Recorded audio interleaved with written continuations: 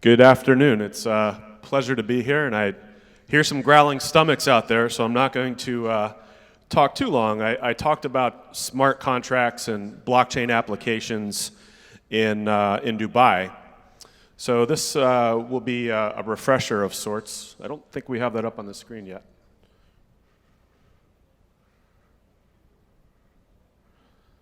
There we go. All right. So again, we talked about this in Dubai, and this was meant to be a training day, so we're going to talk a little bit about smart contracts, and we're going to talk about some of the things that some of our earlier speakers talked about in the context of a smart contract.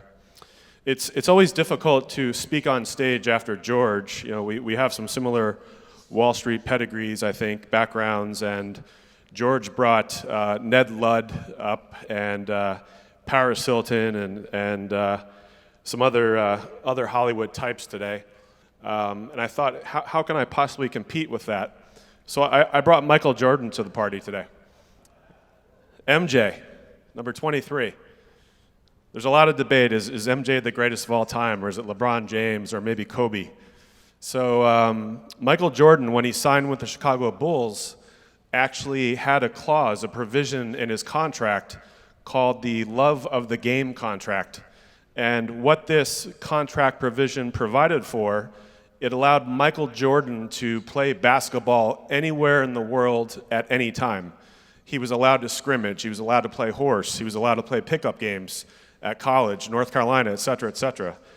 Athletes, as many of us know, have these contract provisions which prohibit them from doing things like that. But MJ was such a tour de force, if you will, in the NBA and in sports around the world, that he negotiated this contract provision. It made Nike a lot of money as a result. So I would say that is a smart contract unto itself. Star Wars, where's Pin? Pinnicky's here somewhere. Yeah, so if you've ever been on a webinar with Pin, you'd see some Star Wars merchandise perhaps in the background. The gentleman there in the middle is George Lucas, the mastermind behind Star Wars. When George Lucas in the mid-70s was negotiating the contractual rights to Star Wars, he was just coming off the success of a movie in the US called American Graffiti. So he had some clout, he had some negotiating power with the studios. Mr. Lucas smartly said, you know what, I don't want any profits from these movies. I want three things. I want to have merchandising rights. This is long before there were any Star Wars toys in stores. He also wanted to retain rights to the musical compositions that John Williams composed, etc. And he also wanted to have the right to produce sequels. And as we know, this concept that he had in the early 70s went on to become a cinematic bonanza, and a few years ago he sold to Disney for an estimated $4 billion US. So I would argue that was a smart contract. And of course we're in Brazil. So Neymar, who I think it was 2013 or so, moved from, I think it was FC Santos here in Brazil, over to Barca. He had a provision in his contract that said, sure, I'll come play in Europe, but every 2 months, you Barcelona, you need to fly my friends and family on a private jet over to Spain or wherever I'm playing, and you need to pay for all of their food, all of their accommodation, all of their transportation. Another example of a smart contract. Here comes the mother of all segues. Nick Szabo, smart contracts, 1994. Computer scientist, cryptographer, lawyer. You don't actually hear those three professions in the same sentence. But he conceptualized the idea of a smart contract. He wanted to think about a way that technology could actually be deployed to actually achieve intended outcomes without human intervention. He wanted these outcomes to be self-fulfilling, self-regulating, even self-enforcing as much as possible. A lot of people to this day actually believe that Satoshi Nakamoto might actually be Nick Szabo. There's been a lot of intense debate and speculation on this point. Before the end of the previous year, I did 10 presentations in 10 days across Europe and the UK. And we actually had a quiz that we administered at these presentations. And one of the questions was, who invented Bitcoin? And one of the 4 multiple choice answers was Terry O'Hearn. You'd be surprised how many people actually think Terry Hearn is the mastermind behind Bitcoin and not Nick Szabo. I've never seen the two of them in the room at the same time. That's all I want to say. So smart contracts are general purpose computations that take place on a blockchain. So the outcomes are predetermined. In other words, what is intended to happen is actually hard-coded computationally onto a blockchain. So in mathematics or logic, we refer to this as a conditional statement, an if-then statement. He used a very rich analogy to talk about what a smart contract is. As I said in Dubai just a couple months ago, on the right, we're looking at a vending machine or a kiosk. Americans call that breakfast, lunch, and dinner. So in this example, with a vending machine, if you put in $1 and you press the button that says Doritos or B12, then Doritos will pop out. So in other words, if you do something, then the outcome is predetermined. That's the rich analogy that Nick Szabo actually first started talking about actually in 1994. So 4 basic attributes or characteristics of smart contracts: observability, verifiability, privity, and enforceability. Number 3 basically means privacy. Only the parties involved in the smart contract should be party to what's actually taking place. So some examples. If today's date is January 12th, 2018, then automatically send 1 Bitcoin to the president of Brazil. Or number 3, if more than 50 members agree to proceed with a proposal, then provide a digital signature on an agreement.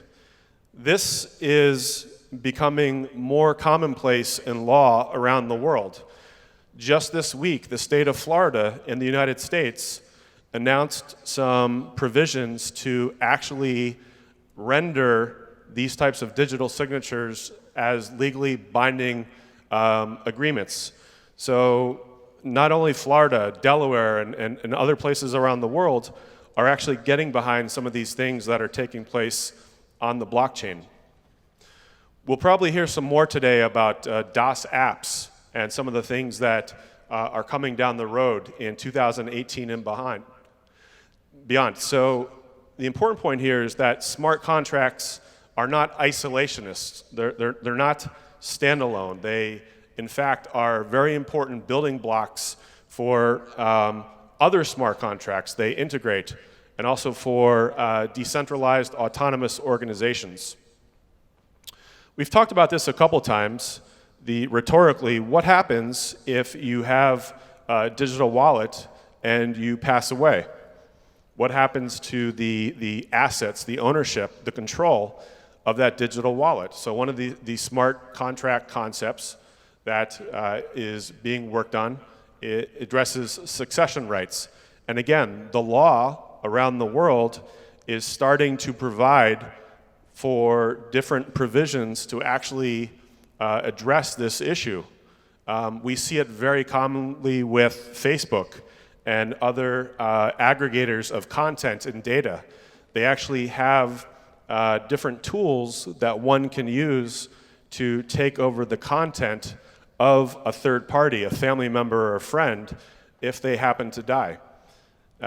So we are starting to see these things come into place in other industries, and the idea of having a solution for succession rights is very important to cryptocurrencies, digital assets, and the blockchain space. If you look at the white paper, specifically pages 11, 12, and 13, it talks about the deep vault contract, which George just alluded to a few moments ago. So if you want to take some coin and put them in storage in exchange for a reward and some democracy, some incentivized voting rights, this is what we call the deep vault contract. So refer to that white paper and learn about how smart contracts are conceptualized in that regard. As far as some application use cases, we've been talking about it now for more than 1 year. Education. There are close to 2 billion people in this world who are in schools from preschool up through post-secondary graduate academic institutions. So there are 2 billion people who can actually benefit from data that becomes stored on a blockchain. Approximately 100 million of those people are specifically in colleges and universities. So we have the idea of storing records, academic transcripts, educational achievements, etc., on a blockchain. Land registration. We talked about this even last year, 1 year ago, I think this week, in Hong Kong when some of our colleagues from Uganda came up. There's a big challenge globally to actually hold title to real estate in a very safe manner. There's a lot of fraud that goes on. There's a lot of theft of property and real estate. And if these titles, if these deeds can actually be held on a blockchain, a lot of that fraud can be mitigated and can work very seamlessly with the registrars of real estate and other record keepers around the world. I think it was Pascal, when he spoke last night, he talked about something that was just announced actually here in Brazil. Brazil, of course, is a democracy. Brazil has about 208 million people, I believe. And here in Brazil, if there is a popular petition with signatures from at least 1% of the population, then an issue must be heard by the legislature here. So some leading thinkers and academics have thought about how they can deploy the Ethereum blockchain to actually store and process electoral votes.